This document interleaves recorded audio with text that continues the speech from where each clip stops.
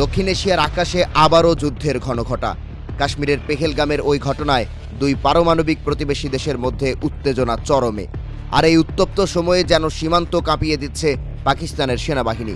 গত বৃহস্পতিবার সীমান্তে নজিরবিহীন সামরিক মহড়া দেখিয়েছে তারা। এবার ভারতকে সরাসরি হুঁশিয়ারি দিয়ে পাকিস্তানের সেনাবাহিনী জানিয়ে দিল, যুদ্ধ চাপিয়ে দেওয়ার চেষ্টা হলে দেয়া হবে কঠোর জবাব, যা হবে স্মরণীয়। সেনা সদর দপ্তর রাওয়ালপিন্ডিতে আয়োজিত বিশেষ কোর কমান্ডার সম্মেলনে সেনাবাহিনী প্রধান জেনারেল আসিম মুনির স্পষ্ট ভাষায় বললেন, যদি ভারত সামরিক দুঃসাহস দেখায় তাহলে পাকিস্তান 1 ইঞ্চিও পিছু হটবে না, বরং আগ্রাসনের জবাব দেয়া হবে এমনভাবে যাতে মনে থাকবে চিরদিন। গত সপ্তাহে কাশ্মীরের পর্যটন শহর পেহেলগামে এক ভয়াবহ ঘটনা ঘটে যায়। আর এই ঘটনার পেছনে পাকিস্তানের হাত রয়েছে বলে ভারত শুরু থেকে অভিযোগ করে আসছে, যদিও পাকিস্তান তা পুরোপুরি অস্বীকার করে নিরপেক্ষ তদন্তের দাবি জানিয়েছে। এরপর থেকে জল গোলা হয়েছে অনেক। সীমান্তে টানা কয়েকদিন গোলাগুলি থেকে সামরিক মহড়া বাদ যায়নি কিছুই।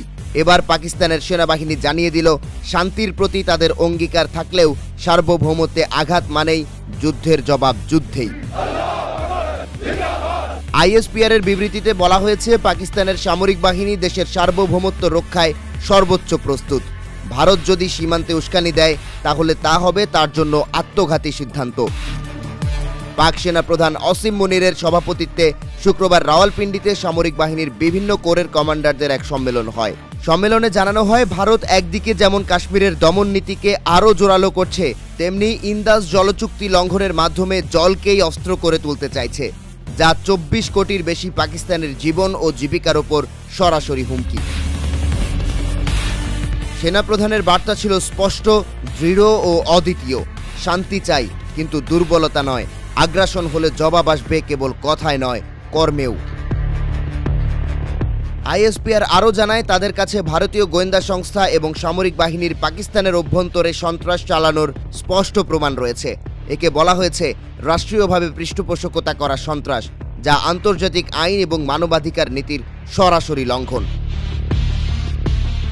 বৈঠকের শেষে সেনাপ্রধান বলেন, পাকিস্তান সেনাবাহিনী সর্বদা প্রস্তুত, ঐক্যবদ্ধ এবং আগ্রাসনের মুখে প্রতিরোধের জন্য পুরোপুরি সক্ষম। তার বক্তব্যে একদিকে যেমন শান্তিপূর্ণ অবস্থান বজায় রাখার বার্তা ছিল, অন্যদিকে স্পষ্টভাবে প্রতিপক্ষকে জানিয়ে দেয়া হলো, কোনো ধরনের সামরিক দুঃসাহসের জবাব হবে ইতিহাস গড়া।